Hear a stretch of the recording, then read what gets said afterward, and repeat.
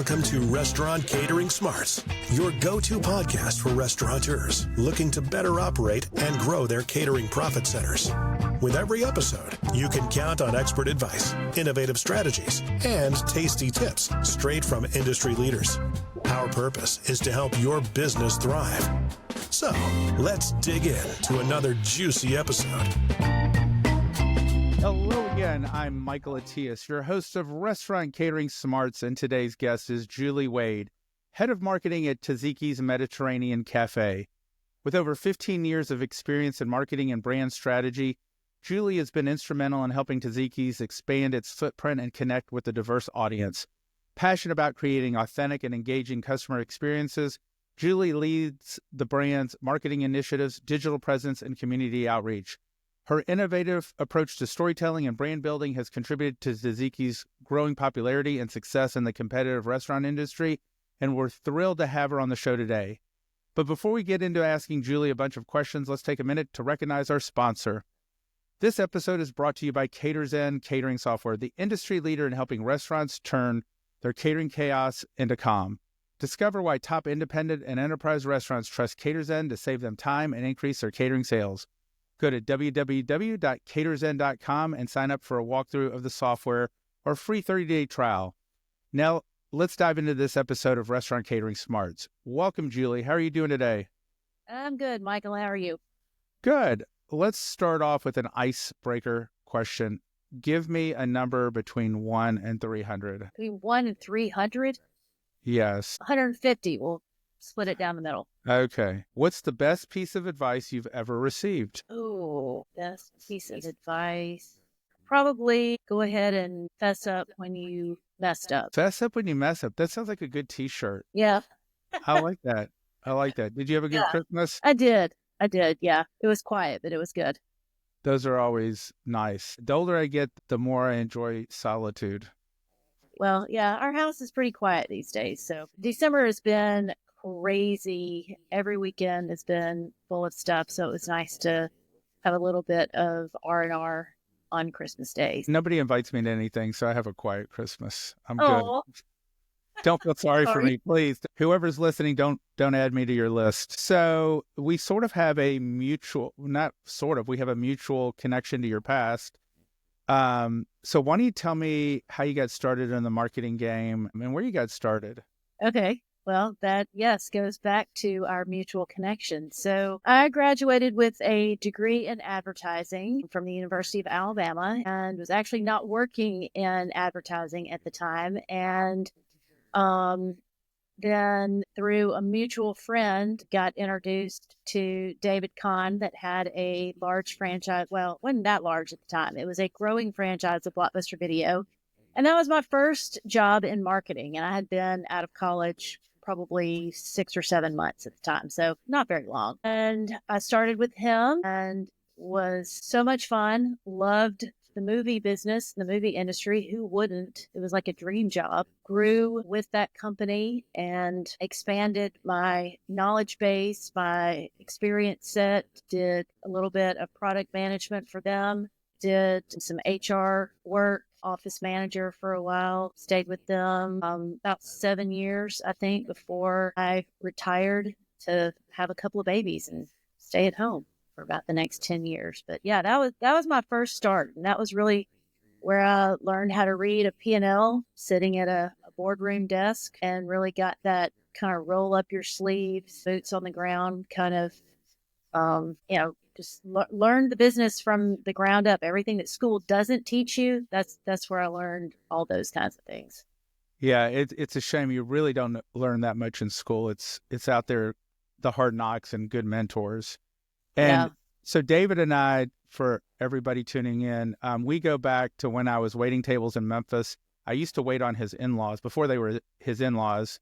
I knew his wife, Carol. I think I introduced them.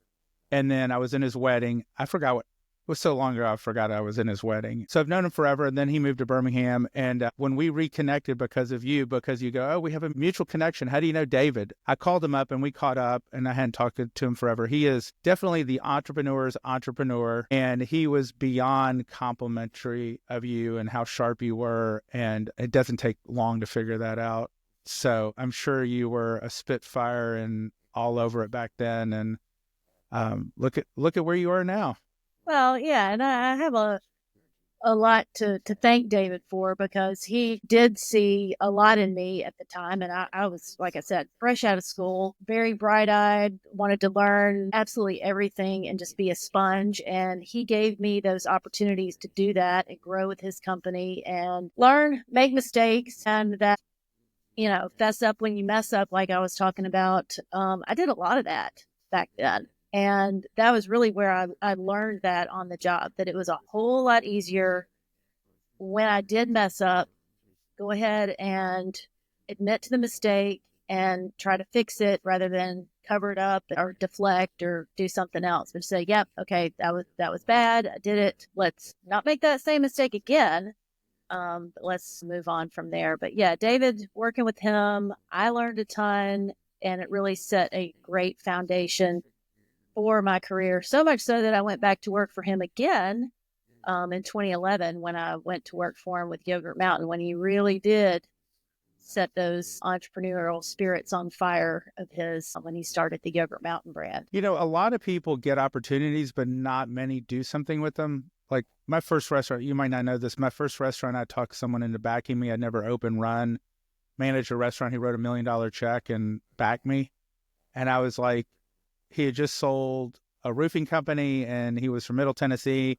He goes, oh, we need good West Tennessee barbecue in Middle Tennessee. I used to live in Memphis. It's good. And then years later, he never made less than a 25% cash on cash return on his investment. He was absentee, didn't have to worry about anything. He would just come in like once every month or two and eat lunch with me and review P&Ls, and pretty much left me to my druthers. And I said, most people get in the restaurant business, lose their ass. Like, why in the world would you write $1 million check for somebody who'd never run a restaurant? And he looked at me with a straight face and he said, read. And luckily it paid off for both of us. But obviously there's something in you that drove you to be successful, right? There's a lot of people that would be deer in the headlights. I can tell, knowing you at such a short period of time, you've got that fire. Where does that come from? Like, is it something you saw around the dinner table? Is it what you didn't see it? You either want to be what you saw growing up or you want to be the opposite. Where does your motivation to be the best come from? And I think it was from both of my parents. My mom was a stay-at-home mom, but she was not she was a stay-at-home mom. She did not collect a paycheck, but she did not stay at home. She was one of those that was always involved in everything, whether it was, school activities. She was involved in every social club and was, just very, very active and involved. So I saw that type of involvement. And then, my dad, he was an entrepreneur. He owned his own business. And so I saw that type of drive and spirit. And in fact, I worked for him when I was in high school. And I remember the day that I turned 16 was a Saturday. And he came and woke me up on my 16th birthday and was like, come on, let's go to work. And I was like, it's my birthday. I'm 16. And he's like, no, it's a work day. We're going to work. And I had a party that night, but I wouldn't do anything during the day. So I was going to work that day. So that's just kind of the work ethic that I grew up with. And it definitely, rubbed off on me the rest of my life. And I hope that I instilled that same thing in my children. They're both grown and in the workplace now. And both of them have told me stories about, how they're dealing with coworkers and bosses and things. And it's very refreshing and satisfying to hear about things that, their success stories in their workplace. I'm like, oh, yeah, okay. Some of that's rubbed off on them.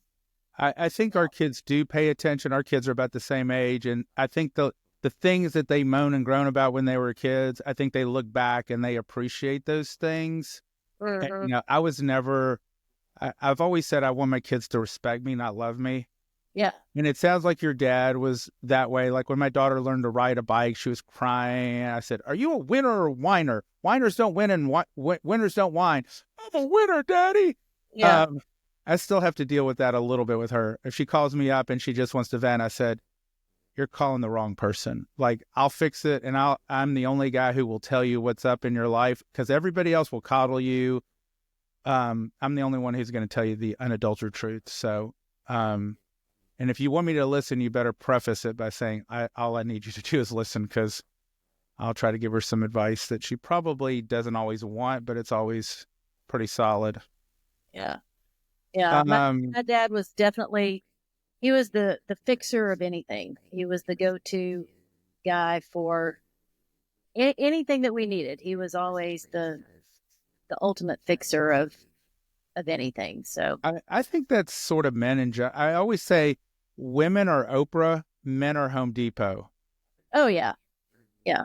Like, I'm not a very good, don't tell me your problem, because I'm going to fix them. Like, I will get out the whiteboard and I'll fix them. Yeah. Obviously David was a big mentor of yours in business.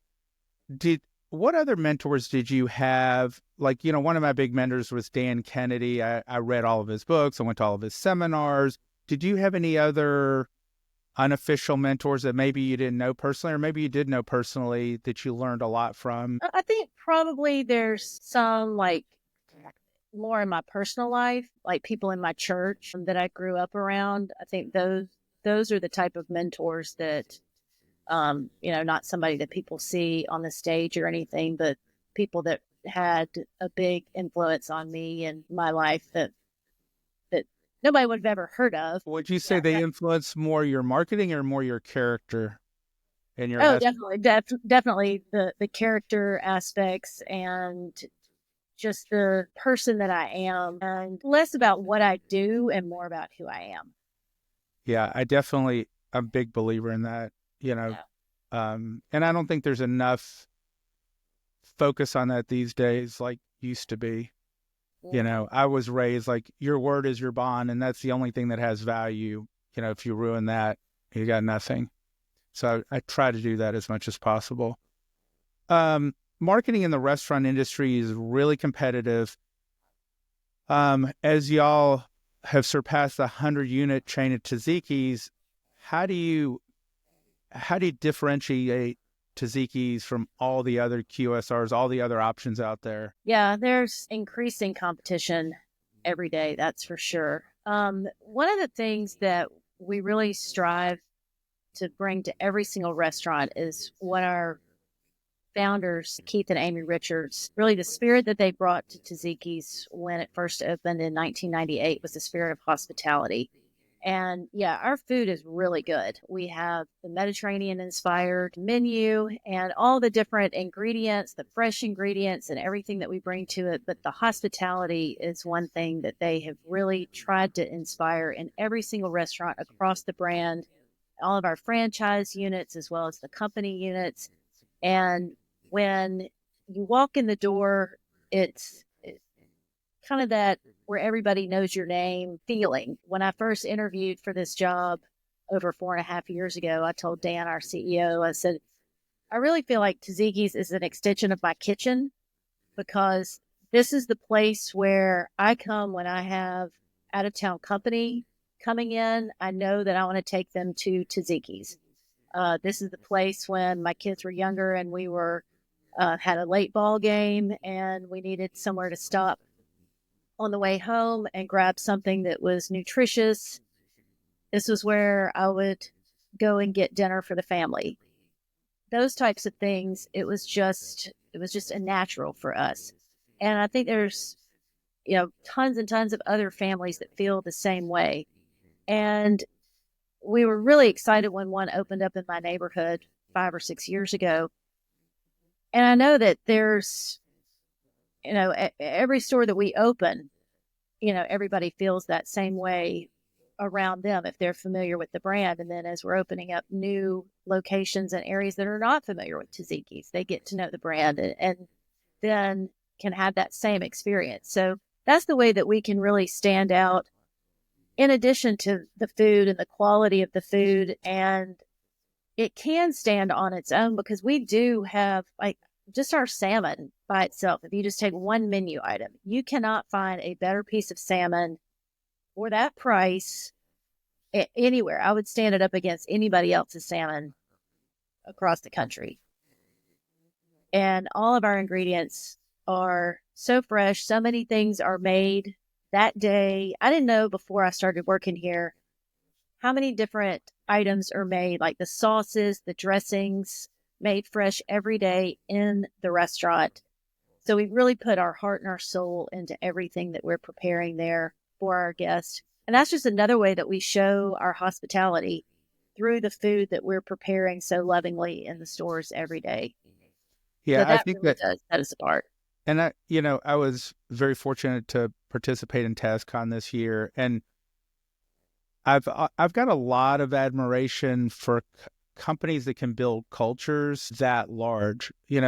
When I work with a brand, I work with another brand. They have a great culture as well, and it's like totally different culture than yours, but a great culture. And you could tell when all the teammates are bustling around between sessions or at the bar at night and sitting, and how they connect with each other. And it's just, you can't pay for that. I mean, that's the je ne sais quoi, as they say in French, that like, definitely it's just a plus. So it's got to be gratifying to do marketing for something that you believe in, that you're backing something that's like you would risk your own money on because you believe in it. I don't know how people market for brands that suck. Like, I couldn't wake Yeah. up in the morning, and I sold Archive Storage. They were a great company, but I so hated it. After 2 years, I just got married and just bought a house. And my boss says, you hadn't been making your numbers. Do you need another month to make your numbers? I said, you should probably just fire me today. And he fired me, and he gave me a month's severance and took everything in a box and went out in the car and cried tears of relief. And then I went to Corky's and started working there to learn the business, to find someone to back me. So it was interesting. When I had my restaurant, I was teaching restaurants how to get in the catering business, and having been in the software industry since 2008, I've consulted with the likes of Domino's Pizza all the way to mom and pops. And I found that catering, in the eyes of marketing and advertising, is sort of an afterthought. And I know it's a big part of what y'all do. Maybe you could share, like, if you had to put a percentage on your marketing efforts in catering versus the restaurant takeout, do you have even percentages? And what's your mindset on that, and your strategy on promoting catering and where it fits into your overall marketing plan? Yeah, it's definitely a part of it. It's got to be a part of it. We really put a lot of emphasis on catering. That's a big part of our business. It was strong before COVID, and then of course, everybody had that dip. And I think coming out of COVID, we were probably one of the first ones to really recover really, really well. Coming out of that, we had a pretty aggressive plan coming out of COVID, have a great box lunch program, which set us up really well to take advantage of everything happening in 2021 and Right. 22. And so, kind of building on that, I'd say probably 20% or so of our marketing really deals with catering. It's become something that we include in every single LTO kit that we do. We have at least one or two pieces in the store that feature some kind of catering messaging. We've got a couple of evergreen catering pieces that are in most stores. We're constantly incorporating catering messaging into our social media, into our digital ad placements, into our email marketing. All of that. It's just very strategic to keep that top of mind. We're talking about it in different ways. We're talking about not only the corporate catering, we're talking about individual caterings, different ways that people can use it. We're even talking about, Family Feast is kind of that hybrid of, is it really a catering? Is it an individual order? It kind of lives on that line there between the two. and we really focus on it a lot as well. So it bridges the gap between both of those as well. But it will continue to be a huge play for us in 2025, as you know, releasing a catering rewards program that we've kind of done catering rewards in some markets. They do give rewards points along with regular catering orders. It's really up to the individual market and franchisees if they do that. But we're going to have a very concerted loyalty program for catering specific and be a big effort behind that in 2025. So that's really going to up the ante on everything that we're doing marketing wise for catering. And our catering has end of the year very, very strong. I was just looking at some numbers just the other day, and just last week we had 41 stores that were double digits up in catering for the week. Wow. And we've got 53 stores, that's over half of the system, that are up double digits in catering for the period. So that's the last month. Yeah. And really the fourth quarter has not been our biggest period of catering. That's usually reserved for April and May. So we see tremendous growth opportunities for us in the fourth quarter of 2025, especially if we can get a loyalty program integrated in that. So it's going to be. And that doesn't happen by accident. It's really sales and marketing working hand in hand, right? Marketing has to get the phone to ring, and sales has to convert them to first-time customers and then earn their business, because there's so many options out there. Like if you drop the ball, hey, thanks, we're off someplace else. So that's a testament to everybody, right? The marketing team, execution, the store managers. It's not easy, but if you do it well, there's a big payoff for sure. Yeah. So about this loyalty thing, I know different people do things, and this is sort of funny. Are you going to let people get Taziki pickleball paddles sets? Hey, did you like those? Yeah, so I like to play pickleball, and I've got paddles down in Florida and Nashville, and I needed 2 more Nashville paddles because if my kids come to town, we need 4, and I had 2, and I saw that I could buy with my tickets at TazCon. I'm like, I'm buying the pickleball paddle, so I have 2 extra when people come to town. Oh, do you play good. pickleball? I have never played. I actually have paddles, and I've never played. Did you play tennis as a kid? Yeah, I did. I took lessons a couple of summers. So, did you play ping pong as a kid? Yeah. Then I could take you out on the pickleball court, and in 5 minutes you'd be great. I think it's my favorite. Well, compared to any other sport that you could learn in 5 to 10 minutes, you'd be very good compared to if I tried to teach you golf. Well, I'm the wrong guy to teach anybody golf, not even goofy golf. But yeah, y'all had some good merch there. That was a lot of fun. So if you look back, and we don't have to stick with Taziki's, we can go anywhere. What would you say, looking back, is your most successful marketing campaign that you look back and it could have been maybe not the most money, it could have just been grassroots. Is there anything you look back on your career and go, man, that was a cool promotion and we really hit it out of the park for what it was? There are a couple of things back in my Yogurt Mountain days that kind of stick out. One was personally gratifying. Part of my responsibilities with Yogurt Mountain were over product development as well as the marketing arm. And I was in charge of doing all the flavors and toppings and coming up with the new yogurt flavors. And I'd always wanted to do a pound cake flavor of yogurt. Like Sara Lee pound cake? Well, no. That type of flavor? Well, yeah, kind of. But I wanted to do like a homemade, like sour cream pound cake. Mm. And my grandmother had always made, when I was growing up, a fantastic pound cake. And it was like the really dense, it was really good. So sometimes when we were working with the dairy, in order to have them completely emulate a flavor that we wanted, we would send them a recipe so they could get the ingredients. And I sent them the recipe from my grandmother's pound cake. They sent back a sample yogurt and we ran it through the machines, and it just was not quite right.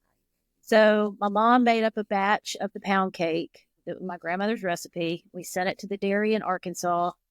They made a batch of the yogurt, sent it back down to us. We tasted it this time and it was spot on. It's like, okay, this is perfect.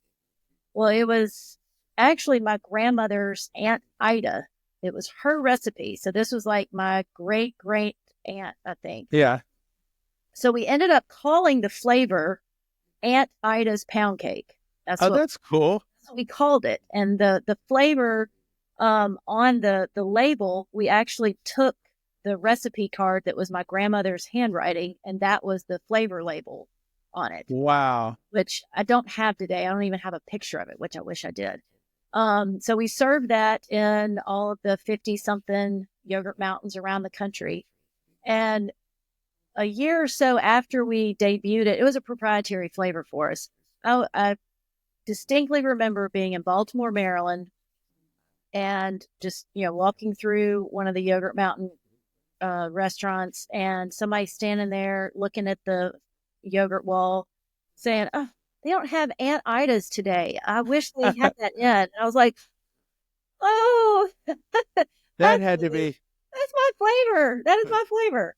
And that was probably the most professionally gratifying thing that had ever happened, like personally. But that's cool. Yeah, that was really neat. But from a sales standpoint, we did something with our rewards program back then that really moved the needle, because we had discovered that we had a certain percentage of guests that were only coming in a small percentage of they were only coming in one time. I can't remember the exact specifics. It was several summers ago, probably close to 10 years ago now. But we had it figured out basically how many guests had come in at what cadence throughout this promotional period from the last summer. So we wanted to increase everybody's frequency from the previous summer to this summer throughout the promotional period. And so we designed a campaign that was going to incentivize customers to increase their frequency, and it worked. And we did. We got them to increase their visits throughout the promotional campaign window, which summertime, obviously with frozen yogurt, that was right. The window. You had to capitalize on that. And we did. And we increased sales, increased visits and traffic that summer. And that was great. That was a really good campaign. What was the hook? Successful. We had just built in certain offers. So if you came in, I think it was like if you came in twice, then you got something, and I can't remember what the something was. And then if you came in 4 times, you got something else. And then so we had it built staggered. With a certain cadence that the more times you came in, and we knew based on what everybody's frequency was, what the triggers needed to be based on what their previous visits had been the summer before. So, and I don't really get involved, obviously, in restaurant marketing the way I used to, and I did it for 1 or 2 units. And I don't know if this exists or if you see this coming down the pike where incentives will be more personalized. Like AI will be able to say, okay, this is Julie's pattern, and based on her pattern, this is the rewards program I'm going to put out to her because I know what her motivations are. And I think I could get her in 25% more next year with this type of promotion where Michael has a different cadence or a different buying habit. Is that out there? Or do you see that coming down the pipe? Oh yeah. That is totally out there. Yeah. We don't have that right now, but that is a thing. And the kind of the starting point of that is, and our current email marketing program that we have, not attached to our loyalty program, but just the email marketing that we do, can tell that. And everybody has a different lapsed guest threshold. So, we might have a guest that comes in every single day. And if they miss a day or two, all of a sudden they become a lapsed guest. Well, we have somebody else that comes in once a month. So it may take them skipping 2 months to become a lapsed guest. Right. So we send them a lapsed guest email, obviously at a different place. We can't send everybody a lapsed guest email at 90 days out because you would have missed people. They would have forgotten you in 90 days if they came in every day. Yeah. He's, moved 3 states away at 90 daws and, we'll see him again or whatever. So yeah, there's all kinds of smart things like that. And those systems are expensive, but I'm sure. Yeah, they're definitely there. And that's something we're dedicated to building next year, is more AI. And person I interviewed yesterday for my podcast, I was talking about, it's not just how long it's been since someone's ordered, it's measuring velocity. So like maybe you used to order for 30 people, now you're ordering for 20 people. So, your check average has gone down 33%. I need to know why you're ordering less or less frequently, right? It could be frequency. It could be you're spending less per person. Your boss has said, Julie, you don't get 25 ahead to spend, you get 20. So now you've spent 20% less. So by being able to analyze those things and then figure out what to do with those, and then analyzing the people on the phones, and the technology's already there. It's like, how do we build it into our ecosystem? Like, you can't listen to 1,000 catering calls a day, but you do want to hear the ones where there's a cuss word or someone's raised their voice, or maybe you have selling scripts that you use, keywords. Like, when I was selling catering and I taught my team, there's certain things that help upsell, by the way, like, oh, we have a drink pack. It includes 2 drinks a person. It's by the gallon, blah, blah, blah. Or you can run down to Kroger and carry a 10-pound bag of ice and 2 liters back to the office. And then the minute you say that, they're picturing themselves, I really don't want to be carrying drinks. Kroger, yeah, just go ahead and throw the drinks in, right? So that kind of stuff. Yeah. We've deployed AI into our call centers this year. I don't know. Tell me more about that. Yeah, we realized back early in the year, we started analyzing our call center data for the first time and seeing how many dropped calls we had, completely missed calls, how many people went to voicemail, all of that.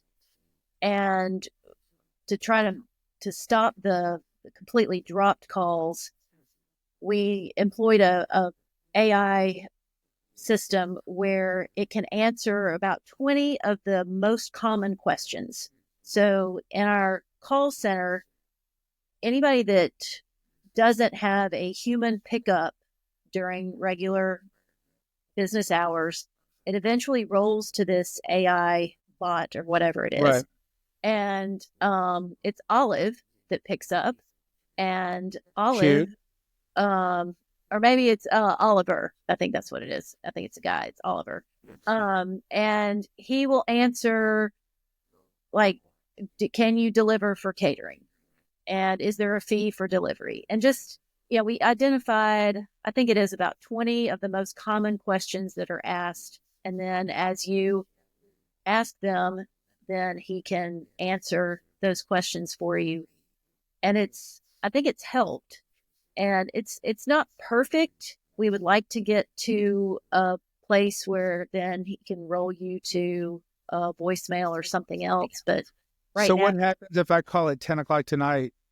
If I call a store, will I get Olive? No, how do I get hold of a it? store, it's the call center. So I'd have to look up Taziki's catering line and call. Now I'm going to do that just to see how. So at the end, once it answers all my questions, does it direct me online to place an order? Does it take a message? Does it go to a live after hours call center? I can't remember exactly what it does at the end. Travis is the one that set all that up. So next time you talk to him, ask him. I'll ask him about it. That's pretty exactly cool. what it does. But I know eventually AI will be able to take all the calls for you and sound like exactly what you want them to sound like. Oh yeah. Yeah. I talked to several different AI companies, and this is the one that sounded the most realistic. So it doesn't sound like, thank you for calling Taziki's. I mean, it sounds really, it sounds like a human. It was It's crazy where it's crazy where it's headed. When we could figure out how to add it in Caters in, we'll definitely add it, because it's always the human element that's the toughest in business. Yeah. Whether it's recruiting them, training them, keeping them, that's always the toughest. Mm-hmm. But we do have answering machines in all of our call centers.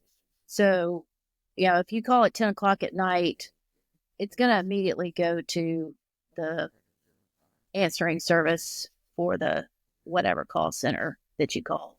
So they talk to a live human, or it leaves a voicemail? Leaves a voicemail at 10 o'clock at night. Gotcha. Yeah. And somebody will call you back in the morning. If I were to put you in another chain tomorrow, they have no catering, they're starting from scratch, and you only get to pick 3 tools, like top 3 strategies to build a catering sales, where do you start? Good branded packaging is number 1. Good online ordering system is number 2. Good sales team, number 3. Those are 3 good ones. Yeah, gotta have them. So, and are we allowed to talk about, have y'all launched the full service catering, like the new decor and stuff? Is that official or not official that y'all were? Am I allowed to ask you about that? Stuff we talked about at TazCon? Is that what you're talking about? Yeah, what Travis set up. Yeah, that's not really official out in the universe. Okay, so yet. we won't talk about it officially, but Okay. I do have a call into Travis about an event, Okay. so I'm happy to be a guinea pig.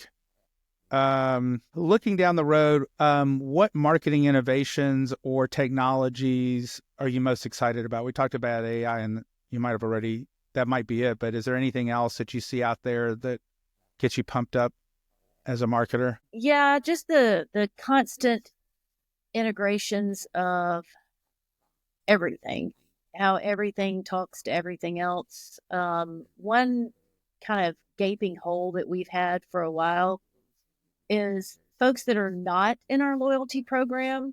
How do we talk to them? How do we reach them? And we've recently launched a test in a few of our stores here in Birmingham with our Wi-Fi system. And that's going to be an additional way that we're going to be able to talk to some of those guests that they're coming into our restaurant, but they may not be involved in our rewards program yet. And I'm real excited to see what kind of results we can get from that. Is that where you collect their email to let them log into your Wi-Fi network? It is, but it's part of a much larger network. So if somebody's logged into, some other restaurant in, Panama City, Florida, or they've gone to something in Nashville and they've logged in there. Oh, and so then they walk into our restaurant. It captures, because they've done a geofence around our restaurant. So it pings them. We know that they have walked into our restaurant, and then we have the ability to reach out to them from there. And, a lot of people hate, Big Brother's watching. I sort of like it, because if I log on, I want ads that are relevant to me. I don't want to get something that I don't really care about. Help, I've fallen, I can't get up. I've got a while before I need to worry about a first alert. That's very cool, because there's a place down here and I log in. I never thought that network, but I think Zoom Info does that as well. Because I've always wondered, like, Zoom Info, how do they get people's cell phone numbers? And my understanding is they're scraping email signatures, and somehow, like, when you work in their network, they're pulling it off other people's emails, and that's how they're getting it. So I don't know if you become a client, they scrape that data off your email. I don't know what they do, but that makes perfect sense. Mm-hmm. They've done a pretty good job. I mean, it's not 100%, but you're getting more. Okay. As we're sort of wrapping up, what's the next big thing you see for you and Taziki's moving forward the next couple of years? We are going to pay some serious attention to our rewards program. Not really on we are going to work on the catering side of it, but more on the individual order side. So right now, our rewards program is pretty basic. It's the old buy X, get Y, and trade it in for Z. Right. And that's just a very, very tried and true formula, but there's so much more that can be done, like you were alluding to before, personalization, and tying that into email marketing and gamification and the app and just the technology. There's so much that can be done, and that's what I'm really excited about diving into in 2025. We've looked at a couple of partners. We've really been investigating this for probably the better part of 2 years and just haven't been able to put it all together to be able to update what we've needed to from a consumer standpoint. So I really hope that all comes to fruition in 2025, at least a pilot in a market or two to test it out and see how our customers respond to it. Yeah, that's the exciting thing about marketing. You have the tried and true concepts, but as technologies change and medias change, it's never dull. That's what's exciting about being in the marketing world. Whatever you're doing today, 5 years from now, it's going to be something totally different, and it's going to get you pumped and excited because it's going to allow you to do more with what you have. So it's never a bad time to be in marketing. No, it's fun. I love it. It's always changing. That's for sure. Well, I appreciate your time today. This has been a great interview, and I know that everybody listening is going to take a lot of great stuff away from this. So I hope as we close out the year, I hope nothing but the best. Happy, healthy, and prosperous new year. And thanks for joining us today. You're welcome. Thanks for having me, Michael. Of course. You've been listening to Restaurant Catering Smarts. For more insights and episodes, make sure to follow along, subscribe, and share at caterzen.com.